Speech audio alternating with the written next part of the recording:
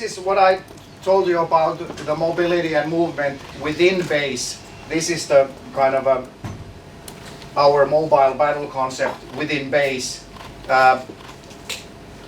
After landing, fighter maintenance will conduct in irregularly changing prepared locations around the area of responsibility of airbase.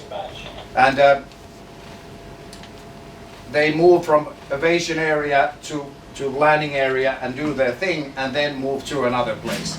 So we move around a lot and we kind of aim to do so that we don't have eggs in one basket all the time. So we have smaller maintenance groups around airbase and get battle redundancy by that way. And also electronic countermeasures are in use, and also decoys, camouflage, and so on and so on. Redundant C2 network around each airbase, including highway strips where they are built if needed. And like I said, all passive defense measures from camo to decoys and so on, hardening and maneuver and mobility.